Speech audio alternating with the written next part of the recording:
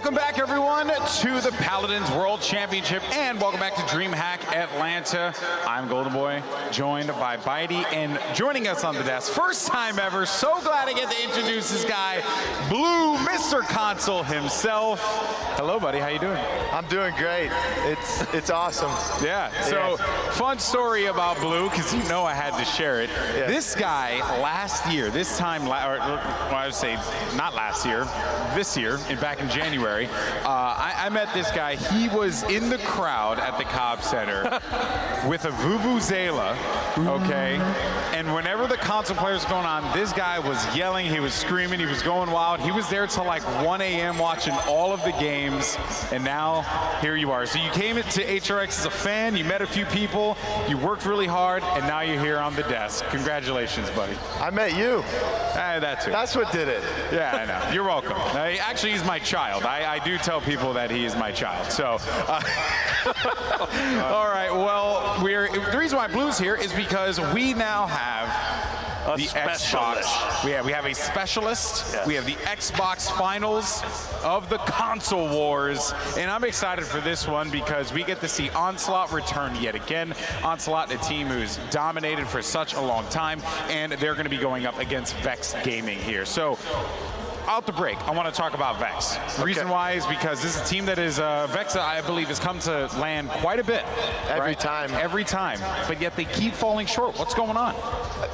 This is the first time that they will have their original 5 starting for their roster here at HRX. They had their starting 5 for the Summerland, but they had to bring a different person for their sub spot, so the coaching was a little off. They had just picking up Slopodopolous at the time. What a name. That's a great name. I didn't, you know what I love? It's like, Blue says it with like the straightest face. You know, they just went, they got Slopodopolous, you know, and it was good. But that's his name, When I have to type it, it gets annoying. I know, it gets crazy. Yeah. But yeah, so they bring in Slopodopolous right before the Summerland. They fell short again, but you know, they were Gangstars for Valencia and HRX last time, and then they moved to Vexed. And every time before the Summerland, they always had a substitute.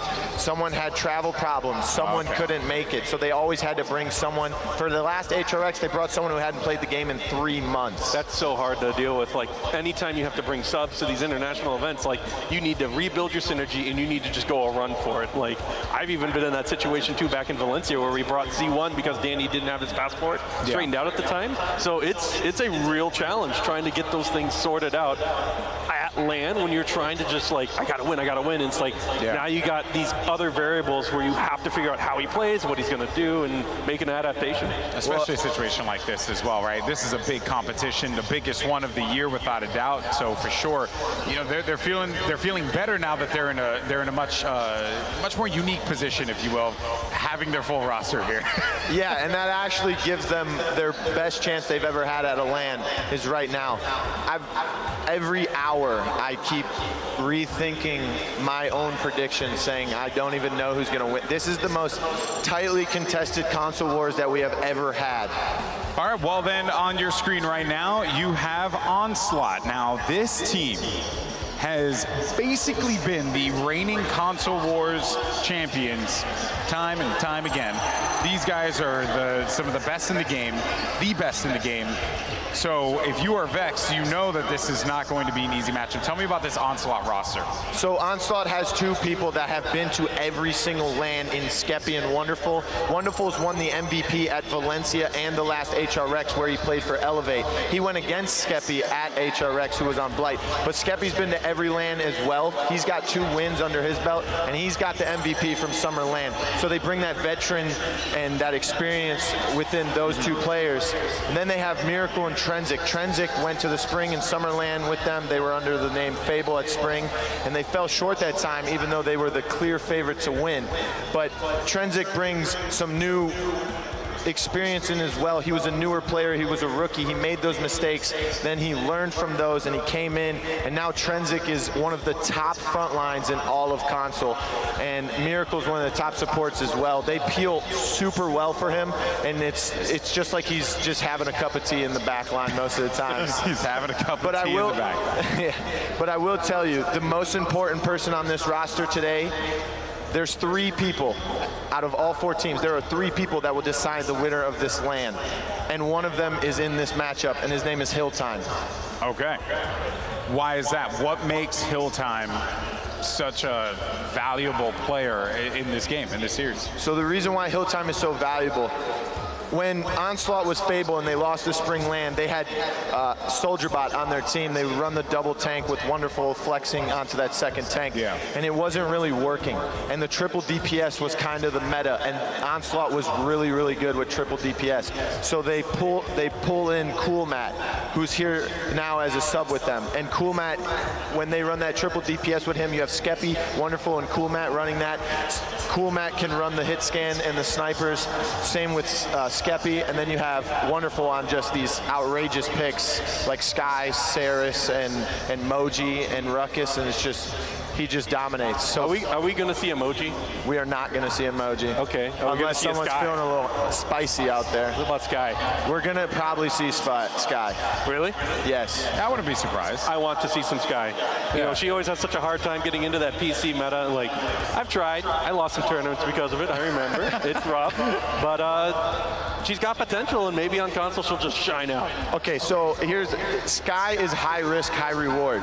No one understands that, or at least people with a brain do understand that, okay? The reason why I say that is because on console, yes, we have a little bit of an aim assist, but that is not why. Hit scans are already dominant, and the big reason why Sky is dominant is because you don't play her as a normal flank. You're not flanking the backline. So you just sit in your backline with your team. You can protect your support if need be, and you just use Debilitate, which is going to melt tanks. So she's more like a sniper. Exactly. You put Decrepify in your loadout, you got 75% cauterize. You can flex to the wrecker. It's basically a budget Leanne. Yeah. Well, I went on down to Save a Lot, and I went and got me a Sky because I couldn't afford the Leanne right now. But Sky's my pick for me. I tell you what, right now. Yeah, if the other team gets Leanne and you're just like, last pick, I don't know what to do. We need a damage. Just grab Sky. Every time Makoa ults, that's an insta kill right there. Okay, all right, we'll see. Hopefully we'll see that, right? I think, you know, and also last year, the thing that Bees loved the most about the console players was that they got really, really hyped up. These players, I mean, as a console guy myself, I know exactly what that culture is like, so I know that I'm hoping that that is what we're going to get here today. But Stone Keep is going to be the first map here, and I believe I was told this is Onslaught's pick. So they go with Stone Keep. Pretty safe, standard map, nothing too crazy here. So Onslaught loves Stone Keep and they love Jag Falls. The reason why is because they're long, they're narrow, and they love playing those hit scans. Okay. You know, in the past they've faced teams like Elevate at the Summer LAN, and they picked a Drogos and a Willow and sat in the back. And yes, those are both blasters, but their opponent didn't pick any hit scans at all. So they were just free firing, and they had the Strix as well, I believe. I want to ask you something. Like, how different is the drafting now that you've seen all of the PPL League play going on and the PWC for us? Like, is it very different from the console? Like, what are their priorities? Is it similar? Does it weigh in off of what PC does? Or do the consoles kind of invent their own metas that work for them? So it goes a little bit of both ways. That's why I tell people that the console meta is not that far from PC, but at the same time it is. A lot of these players, they watch PC games and they try to do what the PC players do. And at the same time, I try to tell them that they should create their own metas and try to create their own strategies. Because who are the PC players watching? Yeah. And the answer is console, by the way. Oh, I suppose I'm here, so I'm watching and studying. The Vivian meta. No one from PC is going to admit it, but good lad, Spring LAN put that on the map. Okay, all right, Bitey, rebuttal. I don't know what he's talking about. I've never heard of this man named Good Lad, Good Lord. You know, I believe that Vivian was her own pick long before this good man I love that there's this elitism here on the desk of our console analysts and our professional PC player here. This is like, This is the stuff that you want to see. This is the quality content that you will find here at HRX. Someone's got to stick up for the little man. Exactly. This guy right here. You can have the dog too. He'll stick up for anybody. Borker cheers for everyone. These are facts. These are indisputable facts. So I was told picks and bans are going to be coming up in just a little bit here. Game 1 is Stone's Keep. If you're just joining us for the first time, welcome as we get ready for the Xbox finals of the console wars. Tomorrow, we will have the PS4 finals, and then the winner of that will go up against each other for the console wars. Basically, every console fanboy's dream is just to settle it on the battleground of champions. I gotta say, it's like really hyped to watch consoles play off each other, because then it's not just, it's not just team versus team, it's console versus console. My PS4 is way better than the Xbox. Yeah. No, sir, my Xbox is way better than yours. Where do you think console, do you think that all console players are from the Red Dead Redemption or something like that? I mean, I did watch him play it all the way through. It's a good voice, but you could just raise it up a little bit. And I'm telling you right now, my Xbox is superior. My controller, my senses, my game sense, it's legendary. Well, I am an Xbox guy, and I do believe that the joystick should be, up, not this middle. You're a PS4 guy, right? I believe. Yes. Yeah, see, no, you're playing the wrong controller, buddy. So enemies are being made on the desk altogether right now. Let me be real here. I actually do play Paladins on the Switch, so that is, I do. I was like, where's that Switch representation? I know. Where's that Switch representation? Exactly. That's telling you what, next season you're going to see it. They're going to bring it up, and they're going to be. I'm going to lead the team. The champions. Yeah, right here. They don't have in-game chat. How do you think competitive's going to work? I'm going to lead the team, bro. All with quick commands. That's what I'm going to do. I'm going to lead the prowl. Lead the you can be army of Switch players. You can be outside playing your match. Like Jimmy and exactly. I could be anywhere. I don't need to be in here. I could be in my hotel room. All right, here we go. Picks and bans for Vexed versus Onslaught. Game number 1 of the Xbox finals for the console wars. And Vexed now, what are they going to look to ban here? What's the ban, Blue? So Torvald is a big ban here, but I think Vexed is going to try and play the Torvald. Andrew is pretty strong, but again, there's a lot of problems with flanks on console because the Vivians, the Leannes, the Skies, they can all deal with this in the back line. So this right here, I'm believing is a target ban. So Skeppii is probably the best victor, and if not second behind Prosper. Bitey's so bothered by all of these bans right now, and then Pretty Harris. There's 3 hit scans in a row. Wow. What is this band? Don't be surprised if it's an Andro or maybe a Torvald. There's some flanks open. I better see a Torv, because you said Torv might be banned. I will tell you this. Dredge. It's going to be Dredge. We didn't talk about Dredge this. is very strong. Dredge is first pick, first ban on console right now, especially for Onslaught because you said you borrowed from PC. What is this? Okay, you know what? Get your notebook out, buddy. It's school time.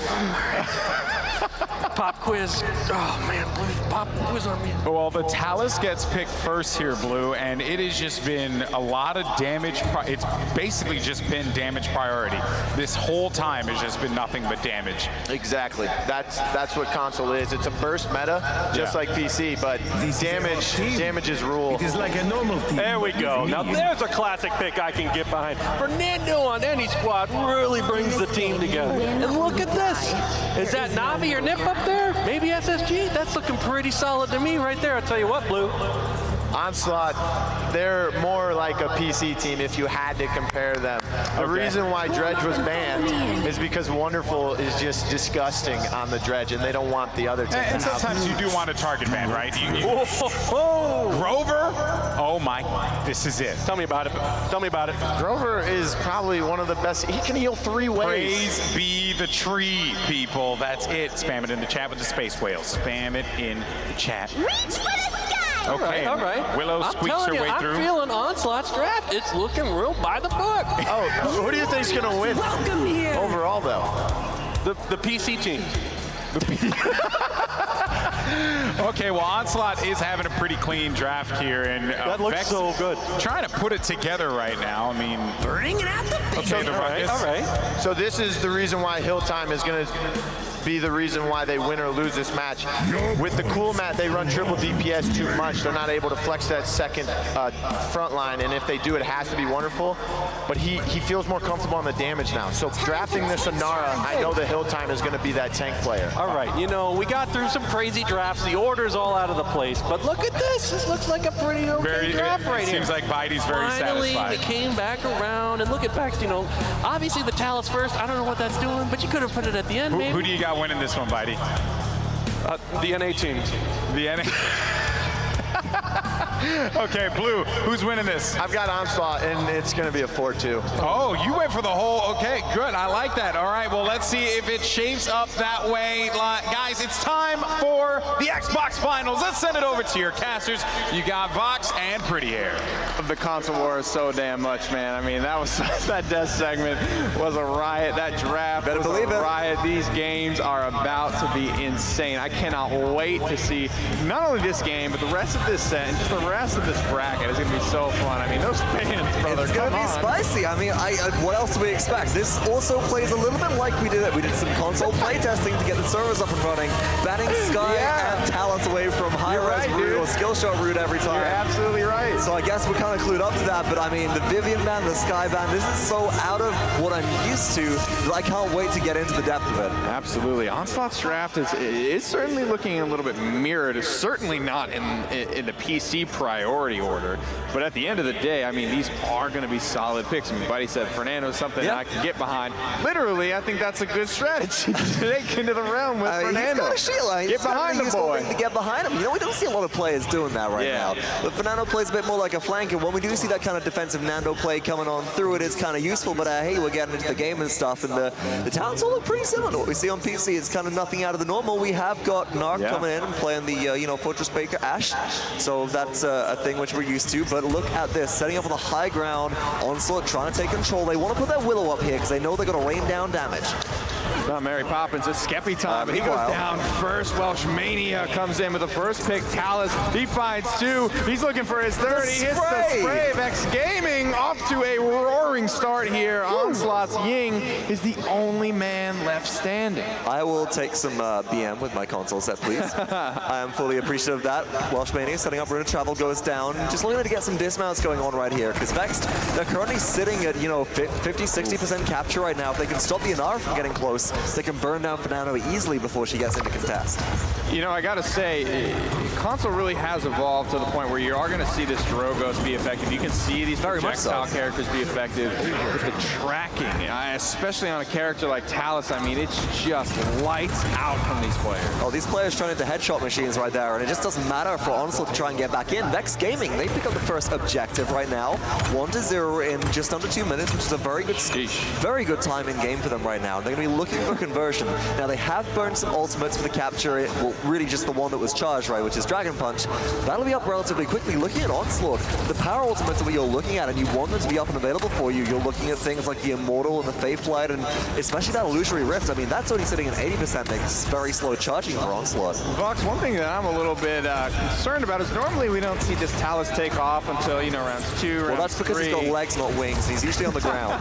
But I mean, the Wreckers, honestly, they come online, they start to be a little bit more effective against some of these shielding front lines, but it does not seem to be a problem right out of the gate. It's just the ability to have a little bit of aim assist coming through with your controller, and the ability to fine-tune a little bit better than I think you get a lot with your mouse, where you're able to just, with your thumbsticks, kind of guide a little bit more there. It allows you to just basically lock onto something and just hit headshots. A lot of what you see in console aiming as well is strafe-based, right? So once you line up that kind of vertical mobility or that vertical movement on your reticle, you're just moving left to right and you're lining up a lot of damage, and that's why you're seeing this Talus really pick off. Also, because that flank right at the start of the game, nobody was waiting for them. Nobody was looking for them. If you don't see the Talus, they're usually behind you.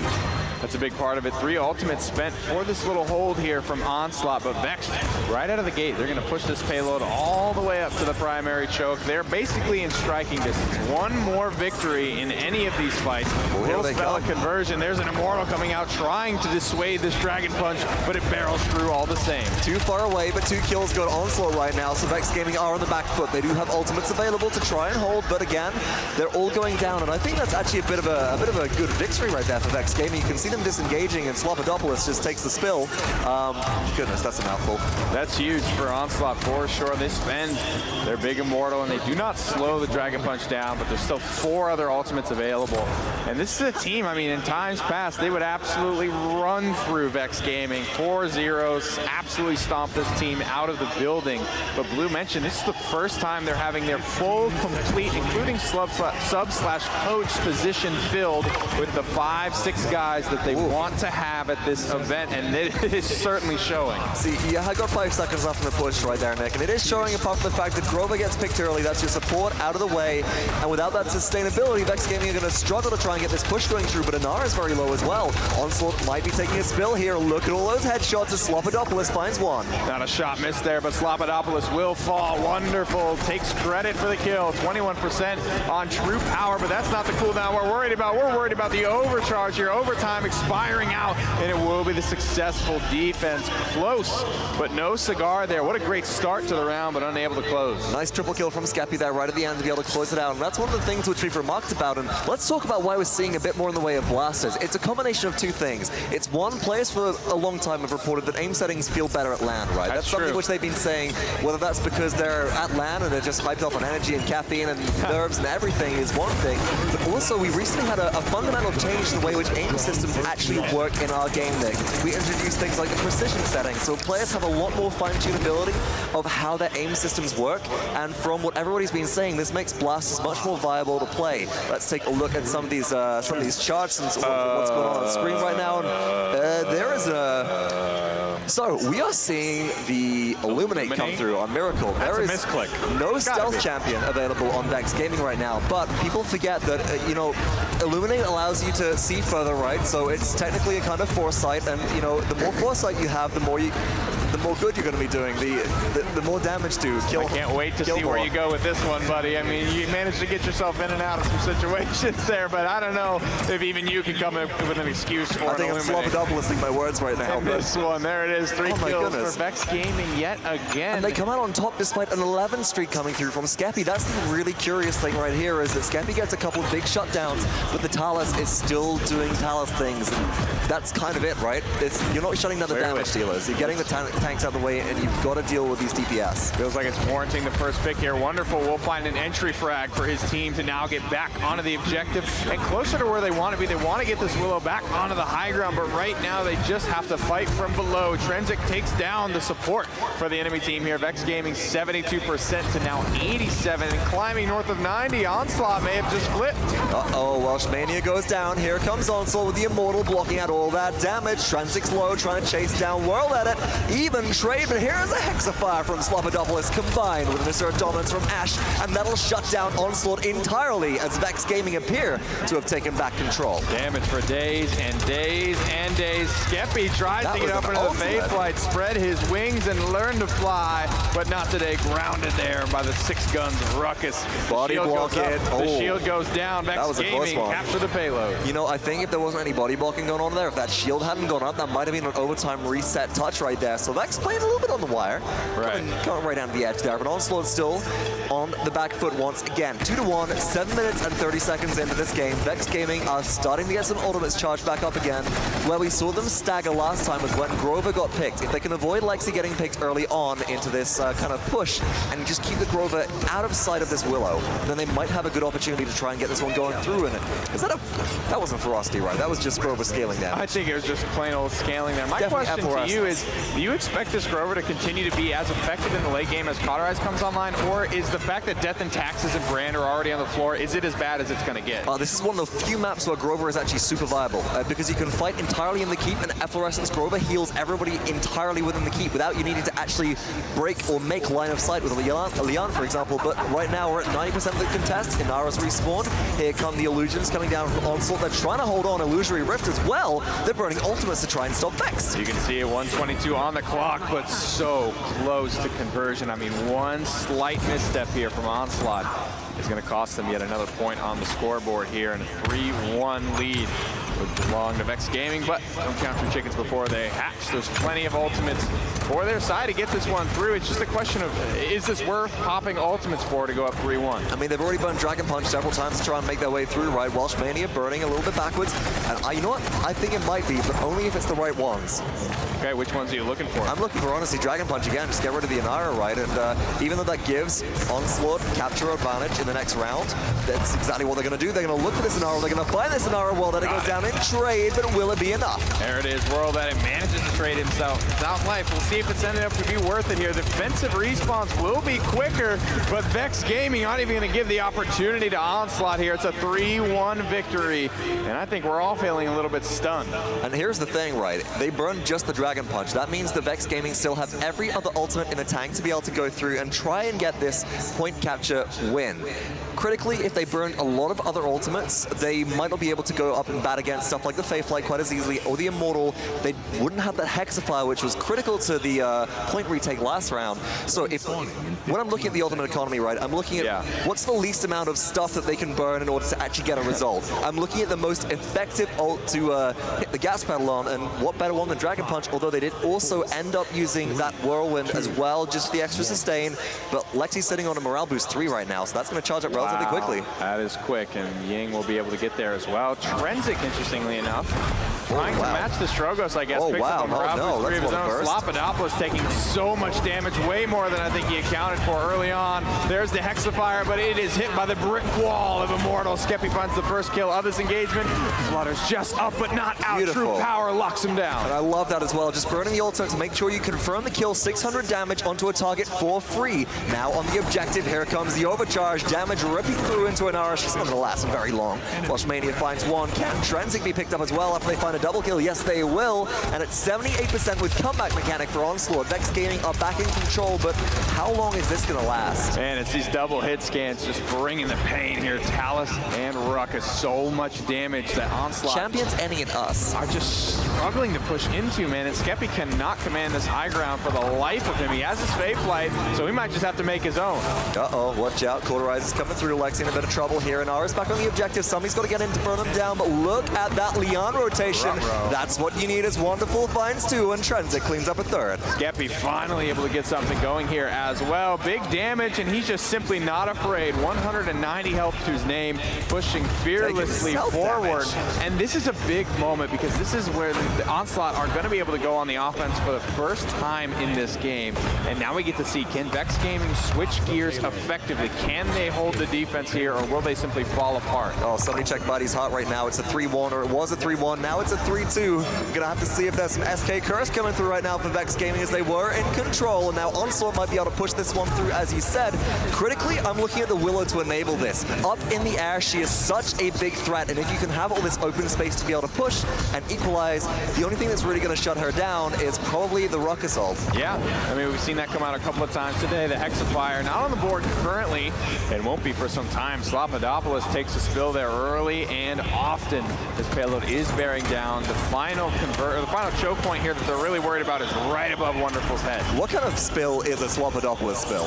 A very messy one. I'm thinking almost like soup at this point. I'm thinking like a big tanker of soup just jackknifed on a highway, and it's just like bloop, bloop, bloop, bloop. Chunky soup. Maybe minestrone, or are you looking for more like a potato stew? No, I'm thinking a nice potato stew here. Oh, there we go. This is thick business we're dealing with. 3-2 on the board now. Beautiful rockets up over the top. Wrlde is not ready to give up this defense. Healing coming through from Grover. The dead zone shuts it down, but Wrlde has already accomplished what he sought out to do. And this has allowed Vexed Gaming to gain some offensive ground on this defense. Now, Onslaught didn't make it through the critical choke point, this archway, but what this is now allowing Vex to do is push out a little bit further. They're going to get some dismounts here. They're going to hold a little bit more aggressively, especially with champions like Talus, who have a get-out-of-jail-free card with Rune of Travel, although that might be Wrlde taking a spill if they're not very careful there. But they've got high ground control, and removing that from Willow and making sure that that's in the hands of the defending team is so so critical right now, although, ooh, Seismic crashed to the high ground. Quick switch to Naaaarrrrk here. She's going to start this fight off. Wxnderful has his ultimate as well.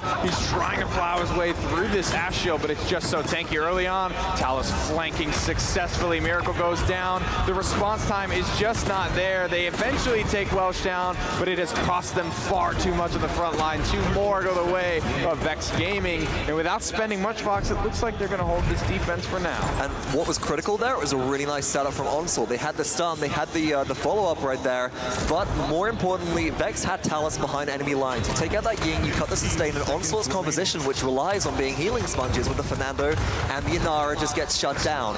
As a result, Vex Gaming, 5 ultimates in the tank. Onslaught only have the Enlightenment, which is used to no effect right there, and they're trying to make their way through, but we're now heading into overtime. Catching nothing there. Wxnderful on a 4 streak here, hiding behind this tree, trying to just find a way to get effective damage out onto this front line. A guy that has historically played front line, a very aggressive front line, now on his DPS. His positioning here is a little bit questionable. He's diving deep, and he's not on Ruckus anymore. Vox of Leon is not going to be able to go toe-to-toe like that. A little bit less survivability potential. You haven't got, 7,000 effective health with emitter. Vex Gaming, they do get the defense, 3-2. They still hold the advantage, but we do have a half comeback mechanic. We have a capture boost, right? We have an advantage to the side of Onslaught. And it is going to be fairly about half of what a normal comeback mechanic would provide to you. 13-8 for Welshmania, the first pick Talus here.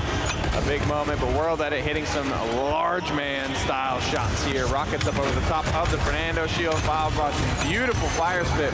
And Drogos is really the kind of epitome of like the projectile champion that has evolved on console. I've just watched these players get better and better and better at this character that has been a staple on PC for so long. And they finally bring it up, and honestly, they look just as good most of the time. They certainly do. And now as we head out to what could be the final objective, once again, itemization relatively even between the two teams. Wrlde at it holding things back right now. Up in the air, loads of salvo. Looks for the Naaaarrrrk, has Dragon Punch ready. Will it be used right here, right now? And it will.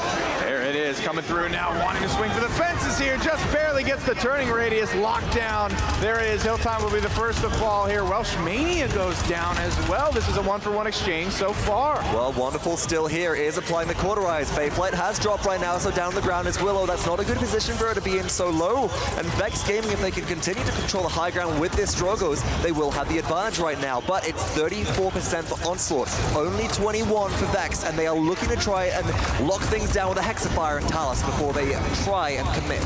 My goodness, there's bringing the house down here at Dreamhack Atlanta. 2 more kills, 3 more kills for Vex Gaming. They are on game point here. If they can just lock down the objective for a little while longer, they will go and take the advantage in this best of 5. 81% and rising. Vex are holding. Skeppei's got to find a way in. Got to get that dead zone onto the objective. A lot of damage comes through towards Ruckus. Burned down, but nobody can touch the objective in enough time. And Vex Gaming, they claim game number 1 over Onslaught. I mean, the Talus certainly pays off, but you mentioned the Grover being a high-value pick on Stone Keep. I mean, we saw G2 be pretty successful with that pick on Stone Keep. It just feels like you know so many resets. The one team which I've seen run this Grover composition on Stone Keep more successfully than anybody else, at least within the current iteration of Grover, is actually Team Envy from PC. They run a double aggro tank style, very similar to what we just saw out of Vex. And this champion holds so much efficacy because of all of that cover. Beautiful stuff there in game number 1. Let's get it back over the desk and get ready for game 2. Thank you so much. All right, so Vex Gaming taking the first win here over Onslaught, and what's crazy about this, and let me just tell you here real fast, people, get nice and low, all right? Because Bitey over here said that the team that was going to win was the squad that had the PC meta. And it didn't happen. You know who took the win? The Grover. That's right. Praise be the tree. You know what? I've seen PC teams run Grover before, and they did real good. Maybe they didn't pick the Talus first, but I tell you what, it'll work out. It'll work out. It'll work out. All right, let's take a look at the stats here real fast for this game. And Blue, I want to bring you in here because one of the things you kept saying throughout the game was that one player in particular, Hilltime, just looked uncomfortable, and it's showing in the stats there. Yeah, he definitely looked uncomfortable. Hilltime it just seemed seemed like he just lost his concentration and just ran straight to point every time. He wasn't able to get the walls up off cooldown when he needed them. He got hit by about 5 dragon punches, so that was big. He was always in the spawn room because of that, and Wrlde was charging his ult super fast. Non-stop. That is just unfortunate to see there. Also, Slopodopolous. Slopodopolous was just superb on the Ruckus. Yeah. He would. The best thing about Slop's Ruckus was he never really ulted until the Drogos either took out the Inara or he knew the Inara wall was gone. Yeah. And the Talus, I know you don't like the Talus pick first, but the Talus played wonderfully, and I'll tell you why. Is because Welshmania, the only damage he plays really is Kinessa. Other than that, he plays flanks. Okay, all right, interesting stuff there. All right, well, now it's time to find out who our Steel Series MVP will be for this game, and I'm genuinely curious. And it is going to be, okay, so Wrlde is going to be your Steel Series MVP for his Drogos play. I gotta say, like, you know, he actually looked like he could pass on a PC player. You know, it's all about like finally figuring out, like, these console players are figuring out these blasters, and he was doing an exceptional job. I gotta give him props because, I mean, look at this play. It could be Diggy Dog, you know, you don't know. Yeah, but to that point though, I remember what, HRX not last year, this year, but in January, right? It's just taken a while for me to last HRX. Seeing these console players play, and the level of play was good, right? There were some good matchups, but for the most part, it really was like their own thing. Like they didn't play characters like Drogos because they weren't able to hit the fire spit and stuff like that. But now, I mean, these guys, they're killing it. Like it's so impressive to see both teams really just level up their gameplay from back in January. Yeah, I mean, the blasters have become a big thing. Hit scans are really dominant right now, but you still have people that can play the blasters like Wrlde. He's the best Drogos on console, if you ask me. Number 2 would, or arguably number 2 would be Skeppii, who's on the side of Onslaught. I mean, if I was watching his gameplay, that Willow stuff was looking pretty clean. It's got my approval on there because, you know, if we looked at those stats again, he had technically the highest damage on his squad, which, I mean, Willow is an amazing carry if you can play it right. I think the draft probably just kind of favored the Talus, you know. He comes in, he dives in, and he kills it. That's why they prioritized it. That's why they prioritized it, buddy. So the next map is going to be coming up, and it will be Onslaught's pick. Blue, we're going to be going to Bright Marsh. So, Bright Marsh, small map, we could see a Sky here if it's through. Dredge on console, Dredge is really strong on Bright Marsh. Dredge himself in this map can shut down the entire map himself and zone out an entire enemy team. The one thing I do want to note, or do note from the last game, is I do not want to see Wxnderful on Leanne again. I've never seen him play that champion, and it was interesting to watch him play it, and I think that was only because Skeppii is the Willow player. So in that case, it's like... And they had to take the Leanne because you just don't want to let the enemy team get that. You didn't ban it out either. Exactly. But I'll say this, and I've said this time after time, you don't have to play what is meta all the time. Pick what you're good at and play it better than the other team. It's very true. That's very like true. A general true statement right there. Oftentimes, players do tend to just stick to what is the meta because that is what is being dictated. That's what the community wants. That's what the pro players say it is, so on and so forth. But in games like this, so many times, it's really just been play what you want. I mean, the whole thing starts is like, who makes meta? You know, what determines what meta works? And it's like, well, if they have success, the only way to find out if something new works. I love pushing new ideas, and you know, I'm just calling Pip, please, you know, at some point. But like, it just takes one person to be successful, and then somebody else to repeat that success, and you're like, wow, maybe there's some meta in there. Maybe there's some meta. But then once you get that meta terminology thrown around, then everyone's all like, oh yeah, man, you gotta play the meta, blah blah blah. Did you say Pip? Yeah, Pip. We could see Pip from Vexed on this map. All right, I want a Pip, I want a Sky, and maybe a Tyra. Tyra's really good on console with the double hunting party. She's good on PC with that too. Mark, yes. We're finding some common ground, brother. Skeppii is one of the best Tyras in the world, so. All right, Skeppii, Tyra, thank you. So I didn't get, I don't know exactly what's going on right now, but I believe we are going to take a break here. I mean, we're going to have the picks and bans coming up in just a second here. So we're about to jump into that one. There was like a little bit of a, you know, we kind of shot a little early on that one. So the picks and bans will be coming up in 30 seconds. I was told 5 production in the back. We'll get ready for that one. If you're just joining us, Onslaught, your reigning Console Wars champions, have fallen in game 1. Stone Keep. That was their choice. Now Onslaught back again. And now we're going to be going to Right Marsh. So I'm really excited for this draft.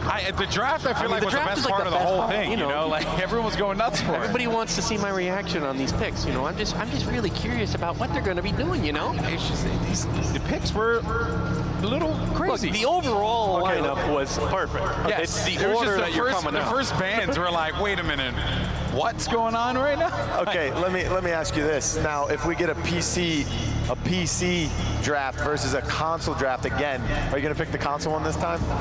No. You going to learn from your mistakes? No. I believe. I'm a But believer. what if What? it's Sky? I think the Sky wins. So what if Sky is picked on the console But they could have draft? Tyra. Sky versus Dredge? Sky versus Dredge versus Tyra. There's so many specific things that just need to happen in order for Bitey to go the console way. You know, yeah, I love that. Well, they're both PC teams. Paladin's console teams. I'll give him that one. I don't know. Bitey's just like, yeah, no. No, he plays tomorrow. Whoosh plays tomorrow. Yeah, Whoosh plays. Right. So, of course, there's a player named Whoosh. There's Slopodopolous and what Hilltime. Okay, so the Naaaarrrrk is going to go for Onslaught. This is about say pick with the Victor again. That's a target ban versus Onslaught. Skeppii is the best Victor in the world. And then Vivian. So you kind of have to invest a ban into this because, okay, the Talus gets banned. I told you, he disrupted the backline. He doesn't really need to kill anyone. They have a Leanne and a Willow. If you can, if you can distract both of them, then. Would you say that basically Vex played right into Onslaught's hand here? Yes, and I really like this pick. I told you I didn't like Wxnderful on the Leanne. He's a disgusting Dredge. This is something he likes to play. Dredge is What kind of con legendary is this? That, it could be either Storm of Bullets. Storm of Bullets, or it could still be the CC one. Shout if they need it. Hey, look at that, buddy. go. You got the Sky. Your dreams come true. Remember, she's a sniper in the back line. She helps the support, and she makes sure things stay under control, and she just decreptifies them all. I feel like you just learned that one. So Vex really doesn't play Dredge. So they kind of played into each other's hands. You know, Vex wants the Sky. Welshmania has been playing this time after time. If you look back at last HRX, they played the Sky on Frozen Guard, game 3, and they won. Yeah. They had the Maeve to combo with it when Street Justice was good before the DR nerf. So now Ying gets locked in. So you got Dredge, Fernando, Ying, some great healing coming out of there. Over to Vex now. Okay, here. What the pick's going to be. Onslaught's always going to take the Ying. They love the Ying pick. Wow. Vex, A Sky and a Drogo's together? yes, and I think they might take a Damba here if they don't take the Grover. They took the Ash. Lexi can play Damba. Vex is probably the #1 console Damba preferred team. What does Onslaught do here, right? They've locked down some critical roles. Now it's about, I guess, ironing it out. Where do they lean with the Dredge? Okay, so you have a Khan and you have an Ashe up front, but they definitely need a hit scan to deal with this Drogos. Sky already is going to be a problem. In this game, you win So if you or can, you die. there you go. If you can get a There is no Leanne, middle ground. you can sit in the back and poke and have a poke battle with that Sky, but your damage is going to be a little stronger. So no Damba. Instead, we get the tree, baby. Praise the tree. I'm at a loss for words. Like, Dude, if we can get a Onslaught has a space pretty, tree. like, Onslaught looks like PC meta, maybe when we get Dredge, like, insane. You know, obviously it wouldn't be first pick, but then we got Vexed over here. We've got Sky, Drogos, and What's your Grover. pick? What's your pick? I pick Onslaught. Onslaught. Blue. Wxnderful got Dredge. I'm going with Onslaught again. All right, well, you know what, Vex, I want the tree, space tree in the chat. Hopefully Mixer makes my dreams come true. But for now, it's time to get into game number 2. Let's send it over to your casters to get this one rolling. Incredibly happy to have some Dredge first picked, no less. I mean, that is something certainly to get excited about. It was incredibly exciting to see on PC for the first time this tournament today, but I feel like we're going to see him a lot more often on console. I don't doubt it as well. I'm really excited to see also what this con takes potentially in the way of talent smoke. We heard on the desk, it might be Firing Light, it might be Storm of Bullets. We see Victor banned out, we have Big Mick instead. So, you know, what do you go for? What do you go for here? As well as all these different drafts for Sky, let's take a look through these talents real fast, folks. Pretty standard on the side of Onslaught right now.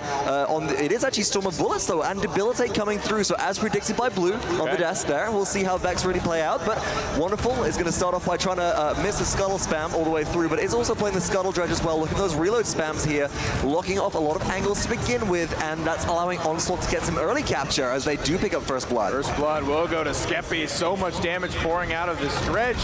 And how does he get flanked? I mean, the way that I understood it on the desk is that Sky is going to be played as a backline champion, right? She's going to be poking out these front lines, maybe defending the support a little bit. I feel like there's not really going to be much pressure on Wxnderful. Well, you see the Welshmania is waiting by the portal, but oh, we're looking for a dismount here, actually. This is a pretty sneaky play. It's 75% to the side of Onslaught right now. Vex Gaming, they're just getting some respawns through, but delaying the Fernando is a really good look for them to be able to get back in a contest without there being too much frontline pressure.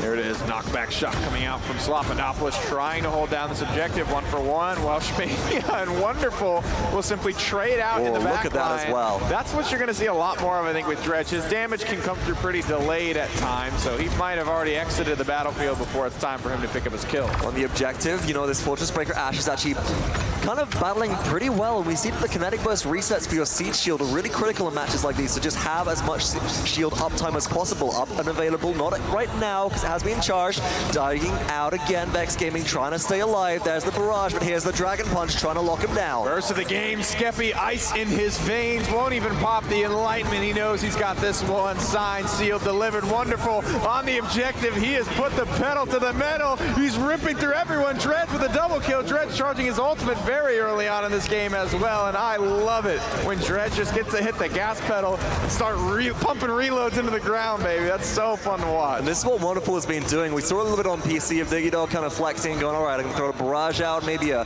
Scuttle reload here. Okay, a couple of shots, make sure my reload speed is up, throw out another, another barrage here. Right now, you've got Dredge for the side of Onslaught just sitting there going, all right, barrage, reload, barrage, reload, barrage, reload, just big AoE damage, spam as much as possible. 2 minutes on the clock, 3 minutes in-game, 2 minutes on the payload clock. Onslaught, they've lost a member right now, but they're going to get some mid-round buys coming through, so they're going to be coming back even stronger here, Nick. So, Vox, now that we've got a second to talk about it, it's Deft Hands. Gore said one of two characters that he'll allow to have Deft Hands. Talk to me about the way this loadout and these items and this playstyle all plays together. Well, to begin with, the other one that you buy Deft Hands on is Grover, or used to. Gotta throw them axes harder, folks. I don't even know what accent that was, but either way, the way in which this loadout is really augmented from Dredge is there's a card in your loadout which you can use, which allows you to speed up your reload speed by, I think we got it heave away in there by 40% for 5 seconds currently on broadside. So you throw that out, you buy Deft Hands, you have a very fast reload, you have this Scuttle AoE projectile with no damage fall off, hits for 1,000 damage, and you have some of the best air denial in game.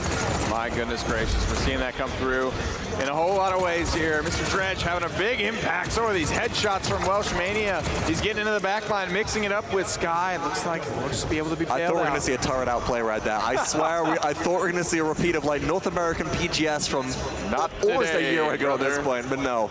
There is 50 seconds left on this. I mean, Onslaught's trying to find a way back on through, but Vex Gaming, now they're playing a little bit more aggressively. Their flanker, this Sky, comes out to play a little bit more. They're going to have more opportunity to kind of maneuver around the map. When you're playing more defensively, when all the enemies are funneled right into you, there's no room for you to get around behind them. And even though we're going to see the Sky playing a little bit more around the kind of debilitate sniper style, you still want to be able to put pressure on the back line where possible. Oh my goodness, Barrick can hold it down in a 1v1. You know, I don't care for the champion much. It's the same height as the turrets, and you just hide behind them going, try and hit me, try and hit me. But you gotta give it to him, and there it is. The Enlightenment comes out, gets blocked by Skeppii. Beautiful shoulder bash as well, just to keep the pressure up onto this Fernando. 13 seconds left on the clock. And it looks like Vex Gaming may just hold here. for now, and they need to be able to continue to do so if they want to even up this scoreline. And is it fair to say that you've played a decent amount of Sky to where you can speak on the way that this Sky is playing, or is it too far gone at this point? So I haven't played, obviously I haven't played a ton of console Skies. I currently don't own a console myself, but I've played enough Sky to, you know, frustrate some people in ranked games and similar, and often maybe accidentally throw. But no, the Debilitate Sky is really useful, right? Because your Poison Bolts with Debilitate allows you to do percentage damage, right? So it's really important if you hit all 3 of these, you're going to be dealing an extra 30% of a champion's max health as damage. And that's critical for dealing with big body targets. So when you're looking at who Sky can melt, as long as you throw that Can't Shout onto her as well, though it is Storm and Bullet, so no bonus damage. If you're looking at somebody who you're going to melt down, you find the Barrack or you find the Fernando, you load them full of Poison Bolts, they have healing cut out of them because of the Decrepify card in Sky's loadout, and then you pump them full of damage and they just start to melt. It turns Frontlines into butter. Fill them full of Daylats then. It's got to be me or it's got to be you. I want to see a Kraken land at some point today. Somebody, you're right, Barrack, I think got scooped through on the Overpower. He will be, I think, just sacrificed up to the Grover God himself. Kraken is still ready and available, but this has been an ultimate not easy to hit at this point today. Right, and the biggest thing that's going to come through with this ultimate is Area Denial. A little bit of jukes coming through right there. Up and down. Here we go. Wonderful might be able to find him. Welshmania goes down, but Wonderful takes a trip into the drink as well. There it is. 2 for 2 though on this exchange. 51% for Vexed Gaming on the objective. Naaaarrrrk's going to get in there. He's going to drop a battle shout, let his voice be heard. Ash goes down, gun down first in this engagement. Commander's grab just to get away, just to survive. But Vexed Gaming comfortably in the lead for the time being. I like the disengage here as well. I really like that Naaaarrrrk is able to save a life. Welshmania currently has Time Bomb. You know, Onslaught are going to be forced to get off the objective if Vexed Gaming want to find their way back on in. Baby. And out it goes. Here we go. Can anybody get out of the radius in time? Wrlde has found Hilltime already. Dredge is behind enemy lines, but back in control of the objective are Vexed Gaming. Starting to move in now. Big damage out on Fernando. Welshmania being so methodical about how he takes these fights. He's never getting too aggressive, always calculated, always finding value, always landing these Poison Bolts as well. You know, it's all good on paper until you get in the game, but you got to be able to hit the shots, and right now Vexed Gaming are checking all the boxes. And you got to play sneaky as Sky as well. That's really the main thing. You are a stealth champion after all. There might be a little bit of an option for you to be revealed if certain people like Dredge especially are running reveal on broadside in their loadout, but I don't think that's the case this time around, at least not with a big enough radius to make it effective. And as a result, we're seeing, you know, Vex kind of run away with this. Looking at this again, it is actually Spyglass, so no, enemies within 50 foot of this broadside are revealed, but still Welshmania is being effective here. You know, reveal on loadout cards, it's there, but it's not really prominent, I would say. Right, and reveal on loadout cards is only a reveal to you. It's not a reveal to the team like Strix's Flare is, for example, which is why we see that being such a useful utilization tool at dealing with these champions. As a result, it's up to the communication of Onslaught to come on through and say, hey, Sky's over here, or Sky's over here. And I'm going to be honest with you, in the heat of a moment, here or there are pretty arbitrary calls. It reminds me a bit of our Battle Royale calls when we used to play a bit more. It's just like, behind the tree, which tree? There are 6 of them. What do you mean? Where are you looking? 2 kills coming through. Skeppii dialed in, taking the dragon up out of the sky. And in my own personal experience with this Dredge loadout, it certainly helps, right? It's really, you're not planning on hitting with these broadsides. You really just throw them out. A little bit of zoning with that vision you get your reload speed on. It just reveals your targets for your reload. That's really what you're doing your damage with. The right click, this alternate fire, it's just to keep the loadout flowing, so to speak. Big 1K bops coming through. Ultimate efficacy for both teams is sitting at 4 apiece right now. Whirlwind a little bit further charge. Long range axes will certainly help out, but here comes Time Bomb. Doesn't find anybody. Big crippling throw on a Barrack could shut him down, but no, there's the bowling ball reset as well coming through. So still alive. Wonderful finds Slopodopolous. Whirlwind is going to be topped off there, but it's just too little too late. This ain't a JoJo tune. This is Vexed Gaming being shut down here on the defense. Onslaught, hold it down. 5 really, honestly, for nothing there. They get the complete wipe and they don't lose anyone, but they do spend ultimates for it. Worth it? I don't think it's worth it, actually. I think they could have got away with doing a little bit less. I mean, you're waiting for that Grover ultimate to come up most of all, and oh, I love that portal juke right there. Right back to the base to stay on the high ground for about all of 30 seconds. But, you know, waiting for the rest of Vex to come on through, I think they still have the opportunity to try and convert this. They only use the Time Bomb. In response, Onslaught did end up using the Illusory Rift. They end up using the Dome Shield right there as well. So there is the opportunity for Vex to try and make a big play here if they want to. But look at the lockup they got with this Scuttle Dredge. There it is. Overtime is going to be started here. Vexed Gaming already losing 1. It looks like they're ready to lose 2 and 3. But at the end of the day, I mean, Onslaught are going into this next round without a couple of key ultimates here, and honestly, they have not looked like they are ready to be in control of the set whatsoever. They really did in that first round, right? That first point control capture was very solid from them. I think that's just because Vexed, though, they were trying to find out how are Onslaught going to play, where are they going to position, how are we going to flank them, rather than taking it a little bit too fast and just wiping immediately, which they ended up doing. But after that, it's looked very much like it's in Vexed control, and as a result, I'm looking to Onslaught to maybe try some alternative positioning here to try and at least bamboozle Vex somewhat. Make the Sky go hunting rather than just go, I know exactly where you are. I'm going to find you, and I'm going to fill you full of darts. So I have this kind of like long-standing, or long-thread theory, I guess I could say, where, you know, Na'Vi and Envy are teams that had to play in third place They are for that. They a are very teams. long time, and now I feel like they learned how to lose so that they can eventually win. Vexed Gaming might be that team for me this time around. They have yet to win a set against Onslaught at LAN, but they are looking so much stronger than ever before here. Maybe this is their time. They have lost for so long. Is it now their time to take a win? I think yes. I think honestly, the way in which they're playing from behind is reflective of some of their experience, right? What a lot of teams do when they play behind is they panic and they go over aggressive to try and make up. Do Onslaught know how to play like that? Onslaught might not. They've always been in control, and now Vexed Gaming, they're in control. 63% and rising on this round 3 objective.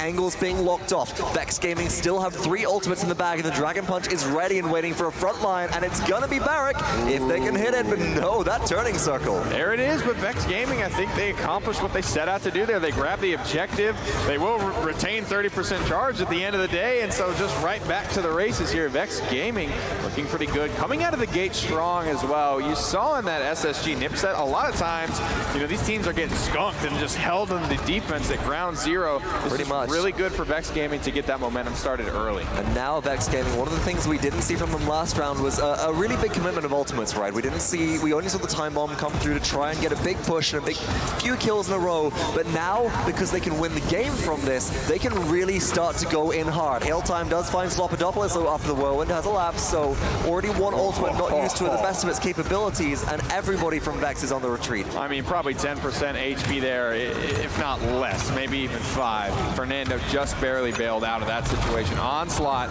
now turning the tables a bit. Wonderful picking up a couple, throwing out his reloads, trying to get these 1,000 damage spams out, and it will be enough for now. The zone is good. 2-3 reads the scoreboard. Vexed Gaming the chance to end it here if they can get this one across the finish line in the next minute and 20 seconds.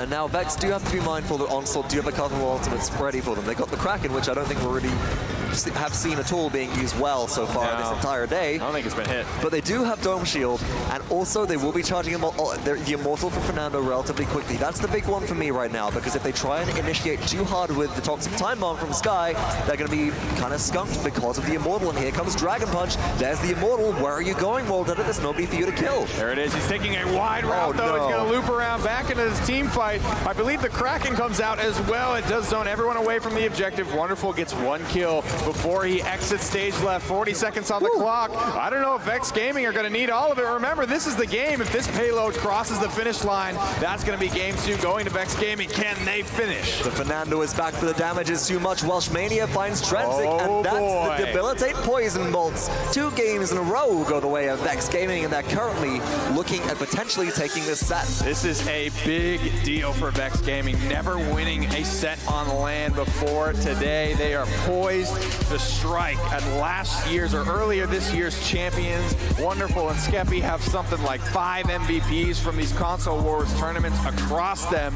But right now, Onslaught is against the ropes. Their hands are up. I want to get this one back to the desk, and I want to hear Blue's thoughts on this. Absolutely. Let's do it. All right, well, thank you so much, fellas. And my word, what is going on, Blue?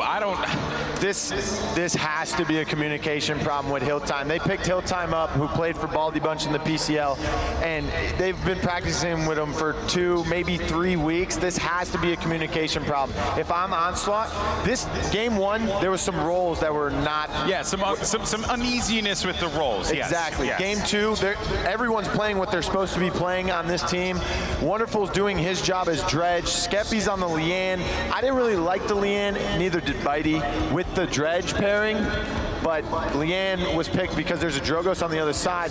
The Sky somehow is doing damage because she was melting everyone, and she couldn't get to the dredge. The dredge was completely shutting down the map. But I think this has to be a communication problem with Hilltime. If I'm Onslaught, I'm bringing Kuhlmatt in. See, looking at it, I actually think that Vex is showing a lot of teamwork. Like, these drafts are all over the place. They're foreign to me. It's a different language.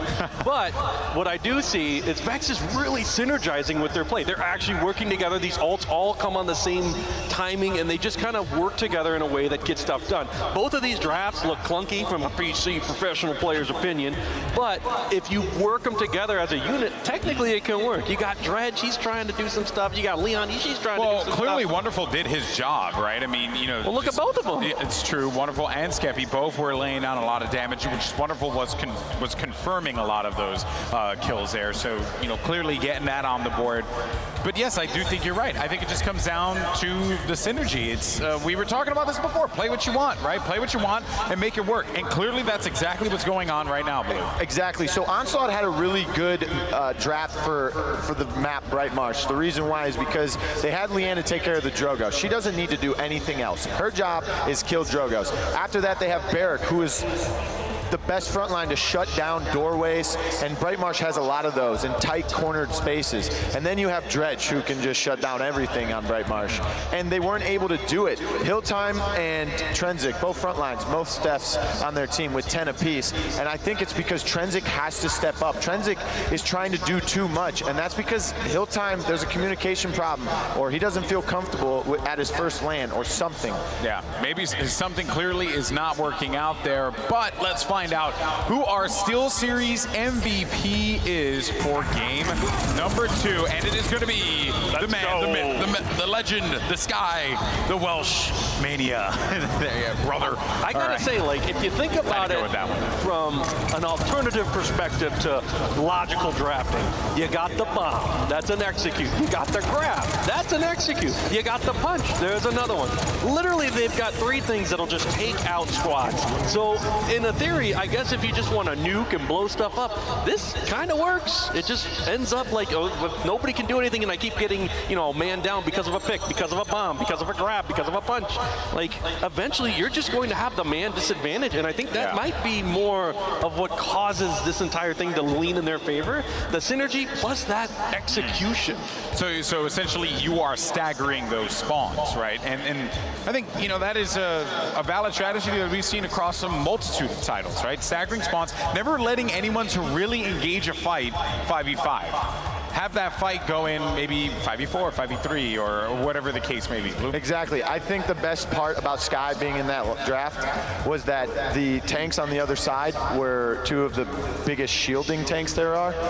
And Sky can just throw bombs in these little tight rooms with those 2 tanks. And it's, you put a shield up, well, you just wasted your shield and half your health. Little frustration here on the Onslaught side. I don't know. I was trying to, I know that there was at least one foul language word that was said there.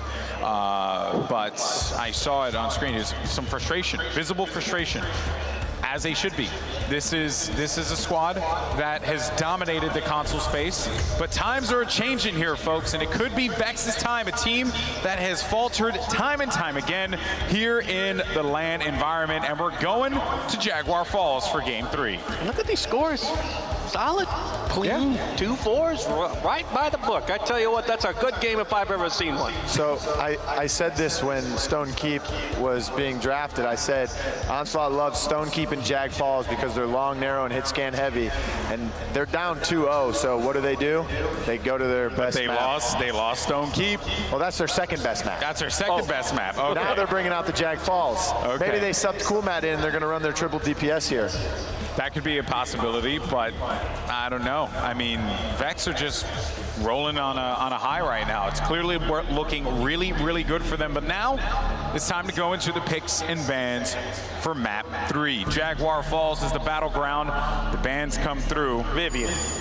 And a Khan is going to go, so Onslaught definitely drafting like a PC player here, taking out the Khan early on. Maybe they need to draft more like a console lineup. I'm not sure. Here we go. Ban that Victor. Get him out. And that is the, what is it, the Skeppii target ban. That's the Skeppii target ban right there. Plus Shrapnel is available now. It's really strong. Vox said during placement, do you consider Victor a blast damage now because of the Shrapnel? and because of his ultimate, or do you still consider him a hit scan because of his primary weapon fire? I think you have to consider him a hit scan because of both. primary. No, he's just both. Oh, yeah. Like, you got a great grenade and you got a big old ult. You can blast them apart and you can rip them up when he sees them. I think he's just purely both. Fair enough there. Drogos is going to be picked second for Onslaught, and then the Talus. It worked out very well before. Plus, also, another reason why Vex keeps banning Victor is not only because of the Skeppii, but he can run the card. I forgot the exact name of it, but he can reveal enemies. So if Vex is looking to take Sky here, Yeah. you can reveal them. That's 1 second on level 1 on that card. But they didn't do it for game 1. So it's just... That's because Onslaught banned it. Yeah. Oh, the Onslaught banned Victor's it. been banned every game. That's right. It just, yeah. It okay. makes sense. It does. I mean, given how things have played out here, it definitely does. Wow. Sky goes first for Onslaught. This is going to be a wonderful play right here. And I like it. He hasn't played Sky a lot in the PCL, but he did play it. Sky was only picked twice in the PCL, by the way. Wow. Release! Out of 100 games. And now it will be Vex's turn to try out the dredge. In the end, Who takes the dredge here? So I would imagine it would be Wrlde, considering he's the blaster. He's always been the blaster for Vex. But if they want to spice it up, it could be Slopodopolous. But now that they take the Vivian, I know that that's going to be Welshmania, so I'm leaning towards Wrlde on the dredge. This is just, I feel like I'm reading some kind of hidden book on how to draft. Like, I am flabbergasted with Dredge and Vivian started off. Like, this is console right there. That's a lot of damage. Load the damage. Load it up front. Tanks, they're in the back. What do we care? Just start bragging out, dude, and you'll get this done. Bada bing, bada boom. Is that right? Yes. Okay. So this is possibly a comfort pick here with the Ruckus, but I don't like it into Dredge and Vivian. That's a lot of shield tread on the side of Vexed. I mean, I wouldn't want to play the Ruckus here anyway against the Vivian. You're just going to lose your shield, and Ash is going to get broken down. And if this is anything like the It's going to be a boom bop, bleep, boolum, beep bop. Well, they're 2-0 with the Grover, so they take it again. Hot team. It is like a normal team out with me. Look, we'll just pick whatever tanks are there, you know, get the damage on the front of the truck, and we'll just drive right through. I just feel like sound effects are really just giving us a lot of analysis here, Bitey. Speaking of sound effects, Pretty Hair can give you his Vivian sound effects for this cast. I'm genuinely interested now. You gotta do it. You gotta do it, Pretty Hair. If you don't, there will be a lot of disappointed people in the mixer chat, and then you don't want them to stop spamming the space whales, don't you? You can't let them. You can't let them. All right. Well, Ying is going to get picked up here. So, and then here comes the Willow. So Willow squeaks on in. Last pick here for Vex. Does she squeak in? She squeaked on in. Just You challenge Mako. Wow, here we go. Mako, I didn't even realize he was a champion until now. Look at this. yeah. Mako has been banned out throughout the entire PWC today. And they didn't even pick him. A non-factor. All right, let's go. Are Vex ending it here? With that draft, I think so. They got a turtle in Mako, and I think that big boy is going to take care of it. All right, is the tree free? Let's go over to Pretty Hair. Vox, you guys, take it away. Do your impression. You simply can't argue with these indomitable facts being spit on the desk right now. How are we going to do this one? I know we're all excited for the Vivian impression, but it has to be in-game. I will do it if the situation calls for it. I'm not a circus monkey. I will not do anything on command if the situation is appropriate, the context is there. But do you bless up a VC Grover? I need you to fill in Gore Misers. All incredibly important position for me. You need to be my sentinels. I will be the LMG. I got you. I'm on the bush. If it happens, I will start us off, but Vox, I just need you to be prepared for me. I need you to be there, brother. I know you are. I'm on the starting blocks. This is your moment for sure. And we're loading into game number 3. Vox, take us through the talents. So looking at what we got so far, it is once again debilitate Sky will be Scuttle Dredge as well as Saparound's Vivian. That's the critical one here. That's what talent which gives you just basic bonus, basic damage versus shield. So it's like having an inbuilt wrecker. It's like having Leon with their Death and Taxes, but it's the other way around. It's the other red card right here. And starting things off, Welshmania looking for some damage. Looks for maybe a reveal with sensitivity. drone as well. Up goes the shield, and look how fast that seed shield melts. Yeah, it's going to be extremely quick. Like the boys mentioned, Sapper rounds, the talent gets right on through. It's like you have record 2, but the game just started. You can work your way all the way to what would be record 5. It's free money. It is free real estate money, baby. We love to see it here.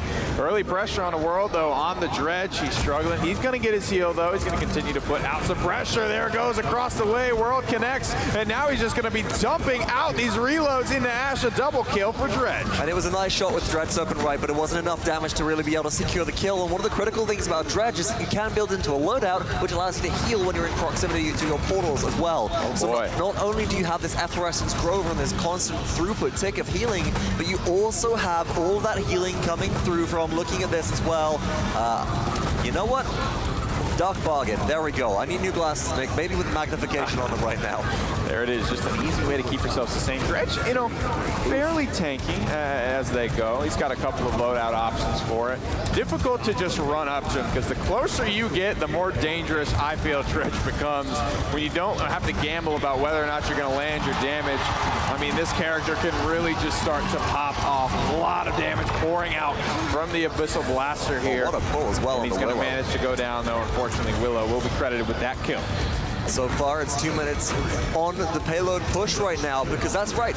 In the middle of all of that, folks, all of the dredging, Vexed Gaming got the cap pretty much for free. Relatively little contest coming through from Onslaught, and they just don't have the resources or the utility to be able to really kind of mount up to what Vexed Gaming can put on the objective. And that's partially because, once again, it's Sapper rounds Vivian. As soon as Ash steps on there with the Siege Shield is gone. Rockets doesn't have an emitter. You're dealing with effectively lower health pools than you would have to for this Ruckus, because look at that. 1 second of fire coming through, and immediately it's gone. I mean, they're just playing well. Vexed Gaming are firing on all cylinders here. They're going to pop their Grover ultimate just to keep things going. Vivian, you got to run towards your healer, not away from her. You could stay alive early game. There's no innate anti-heal from Ash. I feel that was a little bit of a misstep. Maybe there's also a time bomb that's sitting there as well, so you got to be aware of the potential for bomb damage. It was the yellow indicator. They were safe, potentially, but they don't want to walk too far into that one. You never know. It looks like we're on flat ground there, folks, so pretty safe for the time being. But still, despite that, Vexed Gaming haven't really moved this payload that much through so far. 1 minute left on the clock, and it hasn't moved in a while. And that's because Onslaught, they keep on pumping in these ultimates. It was the time bomb, now it's the Fae Flight, just to keep Vex pinned back, because I'd be worried about a Kraken conversion, honestly. Yeah, that's something to worry about for sure.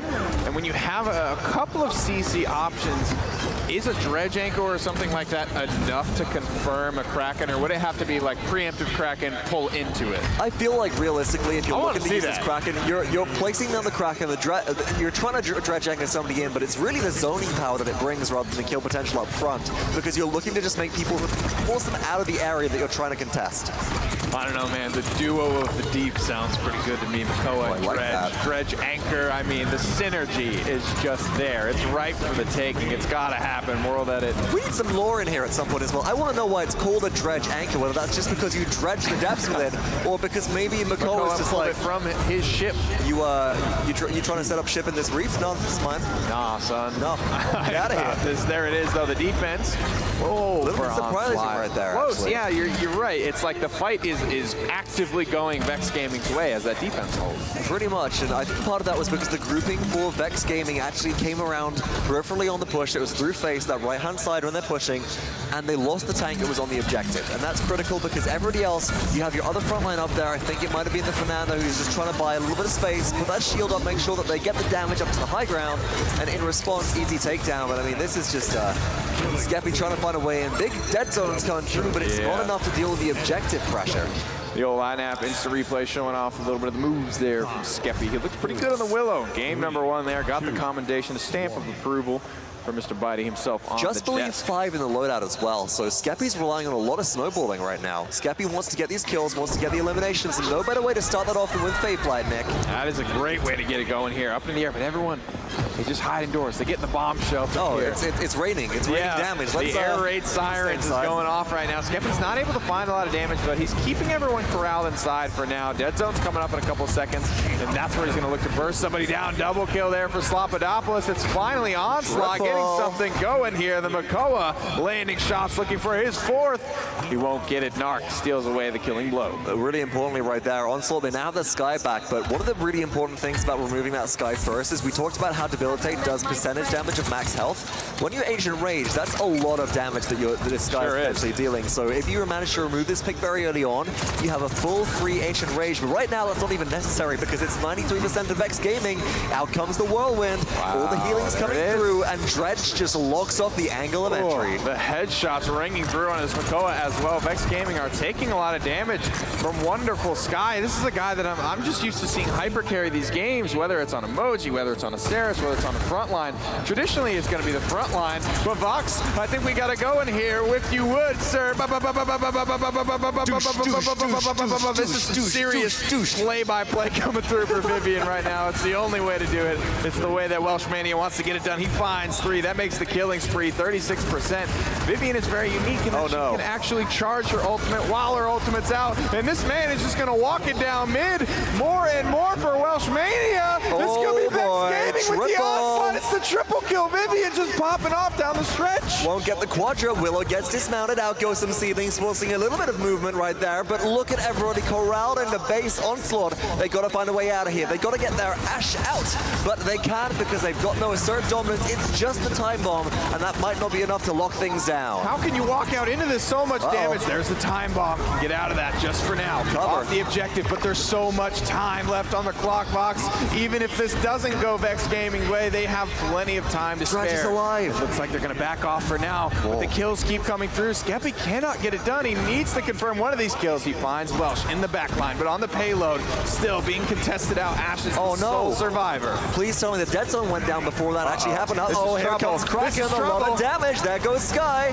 Well, Sky stays alive. Big bomb coming out there, not able to find the connection, but Dredge is the man for this job when the payload needs to go through, but the front lines are reinforcing just so much quicker for the defense.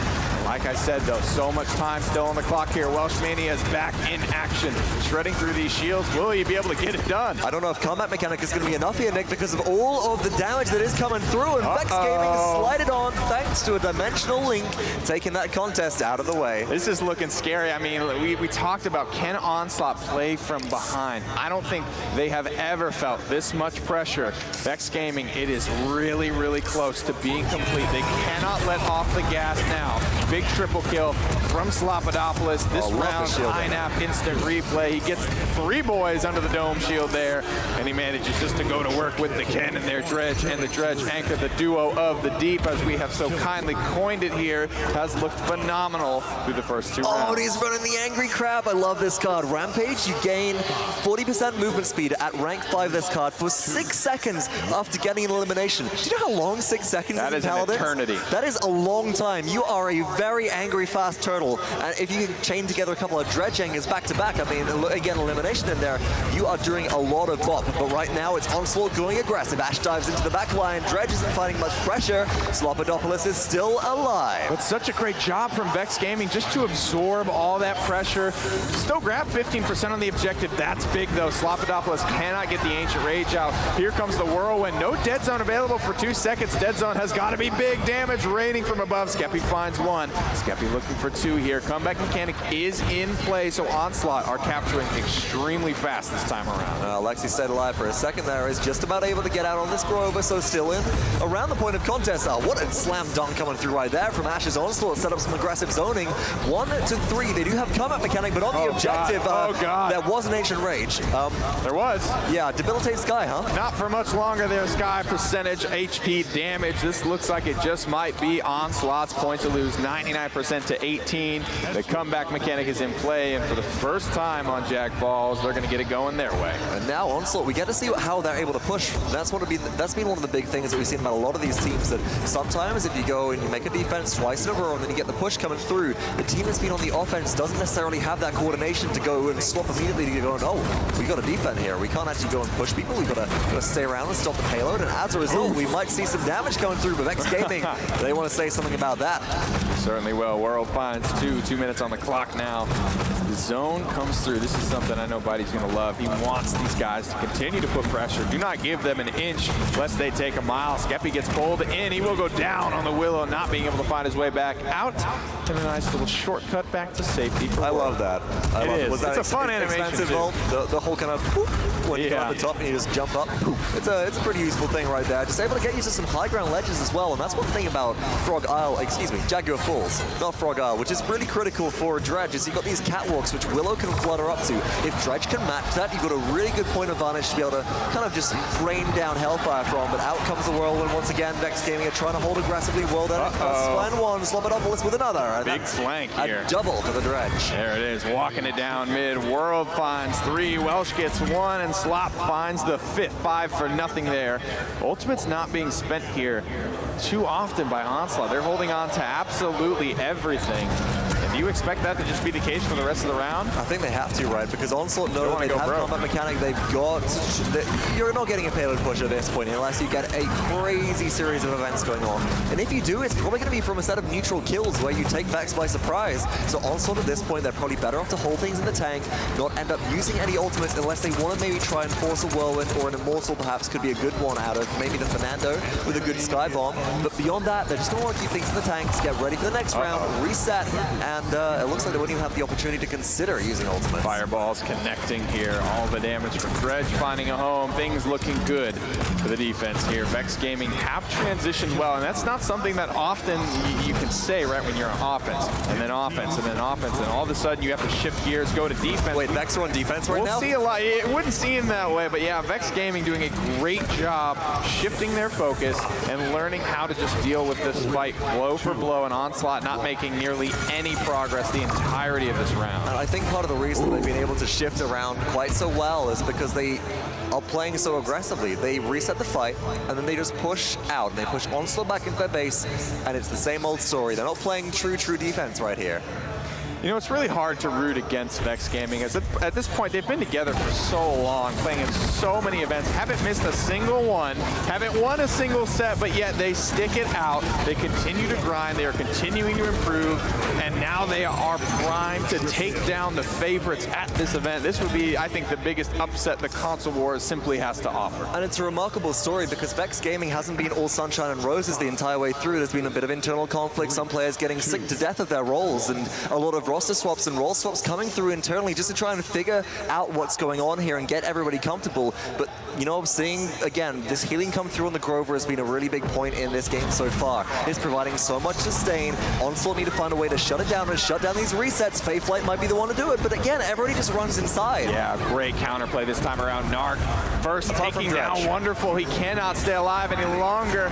Looks like the Kraken is going to come out just providing some zoning. I think that's got to be worth it. You got to call it so. Vexed Gaming 63% to nothing, and they're winning this fight. Up and down goes the Ash. So what do Vex do? They run away from the objective, say, sure, you can have it for free for a while. We'll just chase down your Willow. We'll cut off the legs. We'll cut off your head. We'll take out your damage. And there's a Dredge looking for some bot potential. There's a Ruckus. Down goes the portal, barely getting through it, but still they survive. Massive pop-offs coming out, 99%. That's it. Vexed Gaming have upset Onslaught, and they will move on as your Xbox representatives from Europe. It's a long time coming, like the boys on the desk said, never missing a land, but also never grabbing a win until now, and potentially the biggest win of these young men's career. You know, and talking to Blue, on just before we came onto the desk and everything, it's like, Vex, they have the potential to take this one. They might be the land winners, and with a performance like that over Onslaught, they can't even believe it. Look at their faces. They're as flabbergasted as we are. Stunned, and I think Onslaught slowly coming to terms with the fact that they are gone. No losers bracket, no lower bracket at any stage of these events. 3-0, not a game for one of the favorites here at this event. Plenty of MVPs across that Onslaught roster, but a big fat L in the column thanks to Vexed Gaming. Congratulations to the boys. Let's get it back to the desk and collect some thoughts. Congratulations to Vexed Gaming as they finally finally are able to get over that hump, and now they are going on to the finals of the Console Wars. This is a team that has come to LAN so many times in the past and have struggled to get past that first or the final, semi-final, whatever it may be, struggled to get past that point and to really just, you know, knock that demon off, right? Just say, this is not the time. Vox said a lot of internal struggles with this squad. It really was a long road for them to get here. But the way they did it against Onslaught, 3-0? What? That makes no sense.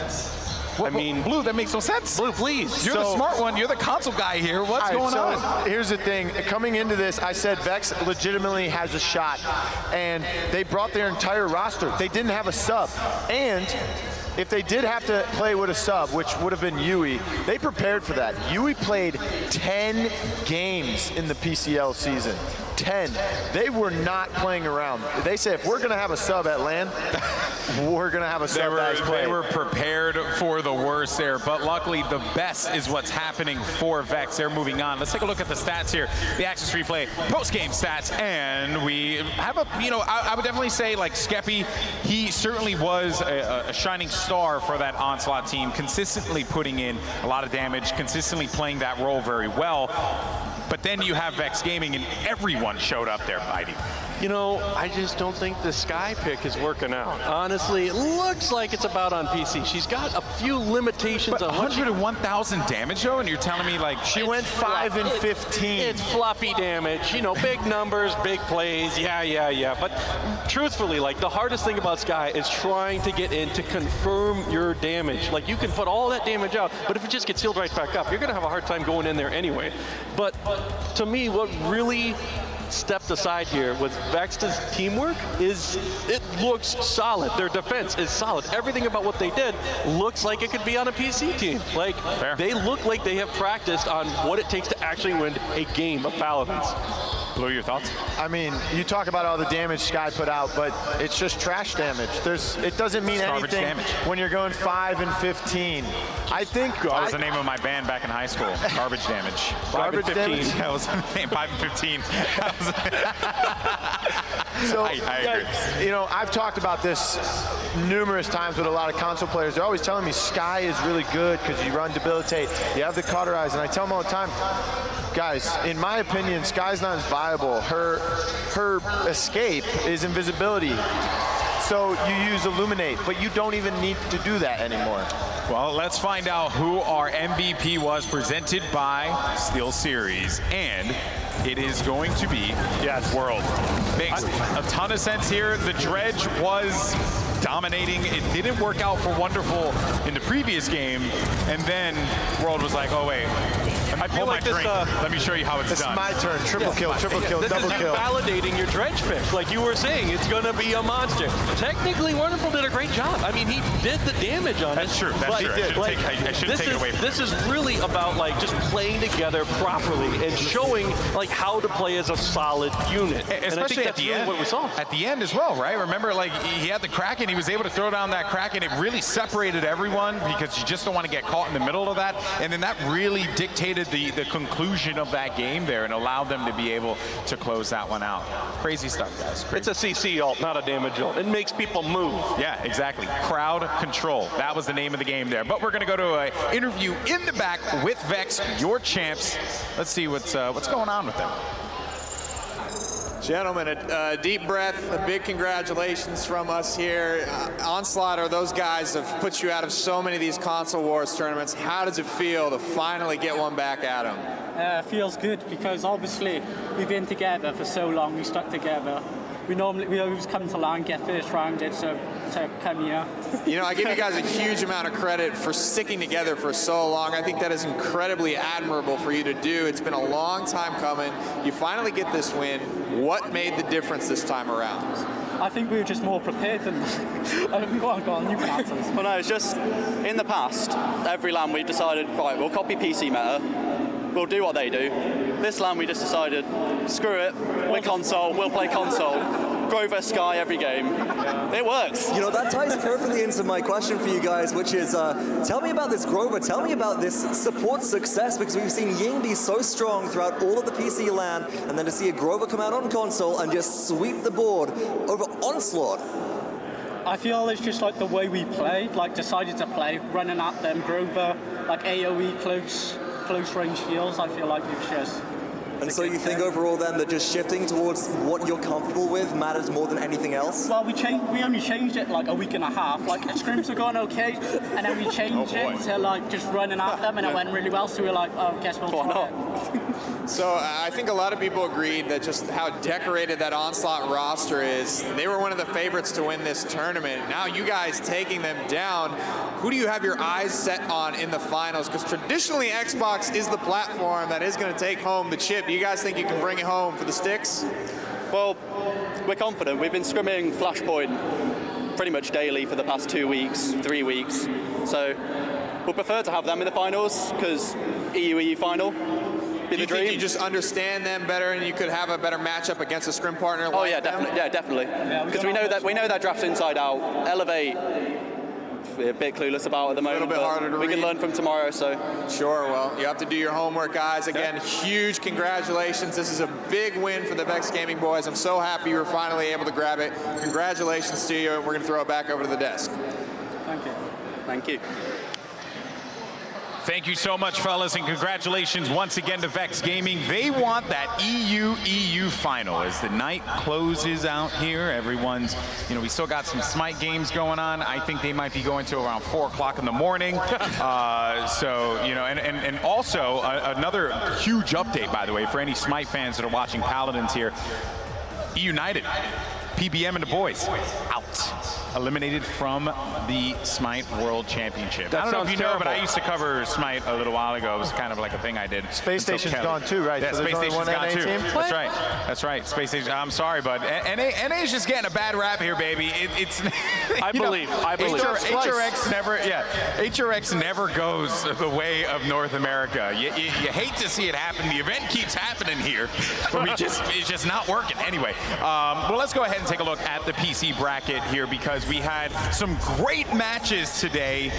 First up was Not As Vincere versus Virtus Pro. That went 3-1, and Navi were able to move on, but VP showed us some real guts today. Then G2 getting dominated by Fnatic, Envy dominating Kanga, and then a nail-biter of a game between NIP and Space Station have set up our semifinals for tomorrow. That score doesn't do it justice. That NIP and Space Station game, it should look a little different, but... Should be 3-2. It should be a 3-2, but man, that set is something to study. If you're wanting to learn things about things you don't even know about, watch it. That's very true. There was just so many unique picks and bans in that game. As Spidey says, if you need to learn something that you didn't know, watch it. All right, so then we also have the console finals that took place here. And if you're just joining us, unfortunately for you, but you can catch the VOD here on Mixer.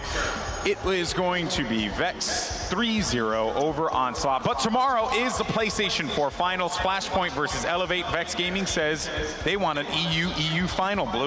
I have Flashpoint winning the entire event, but I think Flashpoint versus Elevate, whoever wins that wins the event. Those two teams are the best two teams here.